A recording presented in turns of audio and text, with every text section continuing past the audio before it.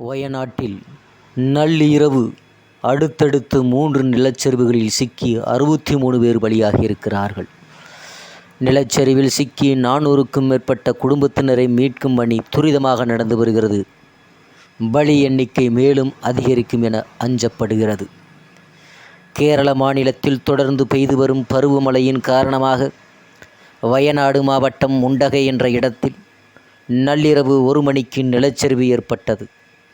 மீட்பு பணிகள் நடைபெற்று கொண்டிருக்கும் போதே அங்கிருந்து 2 கிலோமீட்டர் தொலைவில் உள்ள சூரல்மலை என்ற இடத்தில் நிலச்சரிவு ஏற்பட்டது.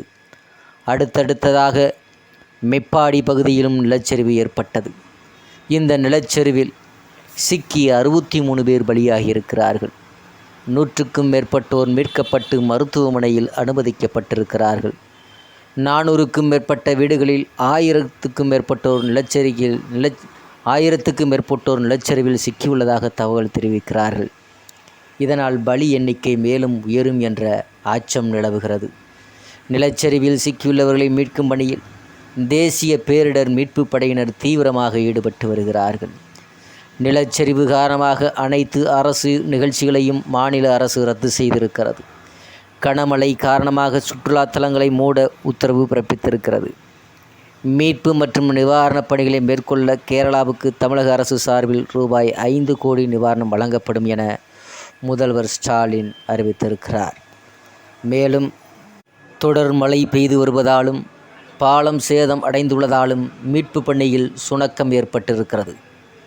இதனால் 100க்கும் மேற்பட்ட மக்கள் சிக்கி தவிப்பதாக தெரிகிறது.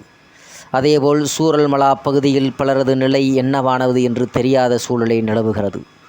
பொதுமக்கள் பயன்பாட்டுக்காக 94 97 90 0402 0471 272 1566 ஆகிய உதவி எண்களை மாவட்ட நிர்வாகம் அறிவித்திருக்கிறது.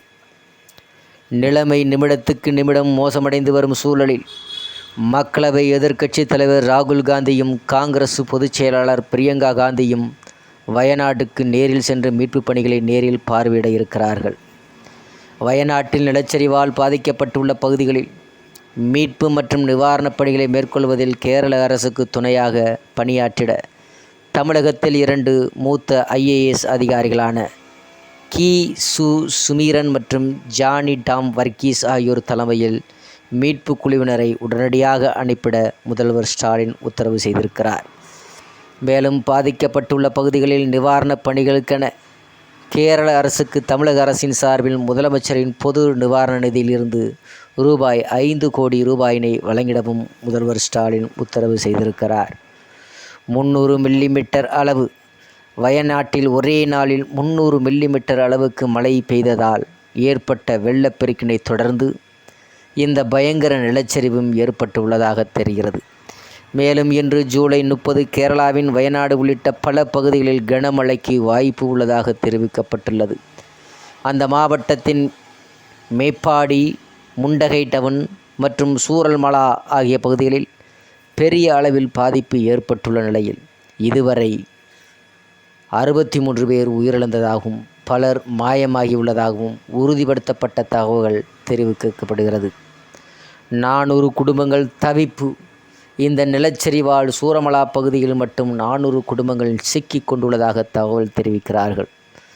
அட்டமலா முண்டகையை இணைக்கும் ஒரே பாலம் வெள்ளம். நிலச்சரிவின் சேதமடைந்த நிலையில் மீட்புப் பணிகள் வெகுவாக பாதிக்கப்பட்டுள்ளன. நிலச்சரிவில் காயமடைந்தோர் எண்ணிக்கை மிகவும் அதிகமாக இருக்கும் என கணிக்கப்படுகிறது. பல 100 வாகனங்கள் வெள்ளத்தில் அடித்து செல்லப்பட்டதாகவும் தெரிகிறது. இந்நிலையில் வயநாடு நிலச்சரிவு மீட்பு நிவாரணப் பணிகளில் தேவைப்படும் அனைத்து உதவிகளையும் செய்ய மத்திய அரசு தயாராக இருப்பதாக கேரள முதல்வர் பினராயி விஜயனிடம் பிரதமர் மோடி உறுதியளித்திருக்கிறார். முன்னதாக இது தொடர்பாக பிரதமர் தனது எக்ஸ் சமூக வலைதள பக்கத்தில் வயநாடு நிலச்சரிவு குறித்து அறிந்து துயரமடைந்தேன். தங்களின் அன்புக்குரியவர்கள் இழந்து வாடுவோருக்கு ஆறுதலையும் உறுதியாக்குகிறேன். காயமடைந்தோர் விரைவில் குணம் பெற பிரார்த்திக்கிறேன். மீட்பு பணிகள் நடைபெற்று வருகிறது. இது தொடர்பாக கேரள முதல்வர் பினராயி விஜயனை தொடர்பு கொண்டு பேசினேன். தேவையான அனைத்து உதவிகளையும் மத்திய அரசு செய்யும் என்று உறுதியளித்துள்ளேன் என பதிவு செய்திருக்கிறார்.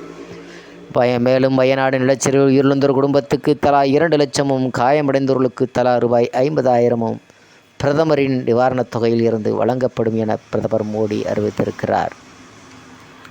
இதேபோல் மக்களவை எதிர்க்கட்சித் தலைவரான ராகுல் காந்தி எக்ஸ் சமூக வலைதள பக்கத்தில் பகிர்ந்த பதிவில் வயநாடு மாவட்டம் மேம்பாடியில் ஏற்பட்ட நிலச்சரிவு செய்தி அறிந்து வேதனை அடைந்திருக்கிறேன். உயிரிழந்தோர் குடும்பத்துக்கு எனது ஆழ்ந்த இரங்கல். நிலச்சரிவில் சிக்கியுள்ளவர்கள் பத்திரமாக மீட்கப்படுவார்கள் என நான் நம்புகிறேன். கேரள முதல்வருடன் வயநாட்டு மாவட்ட ஆட்சியருடன் பேசியுள்ளேன். அனைத்து அமைப்புகளுடன் ஒருங்கிணைந்து மீட்புப் பணிகளை முடக்கிவிடுமாறு வேண்டியுள்ளேன். மத்திய அமைச்சருடன் பேசி வயநாட்டுக்கு தேவையான அனைத்து உதவிகளையும் செய்ய வலியுறுத்துவேன். ஐக்கிய ஜனநாயக முன்னணி தொண்டர்கள் மீட்பு நிவாரணப் பணிகளில் தங்களை இணைத்து கொள்ள வேண்டுகிறேன் என்று பதிவு செய்திருக்கிறார். கடந்த மக்களவைத் தேர்தலில் ராகுல் காந்தி வயநாடு, ரேபரேலி ஆகிய 2 தொகுதிகளிலும் போட்டியிட்டார். 2லும் வெற்றி பெற்ற நிலையில் வயநாடு தொகுதியில் ராஜினாமா செய்தார். அங்கு அடுத்து நடைபெறும் இடைத்தேர்தலில் பிரியங்கா காந்தி களமிறக்கப்படுவார் என தெரிகிறது. இந்நிலையில் ராஜினாமா செய்திருந்தாலும் ராகுல் வயநாடு நிலச்சரிவு குறித்து கவலை தெரிவித்திருக்கிறார்.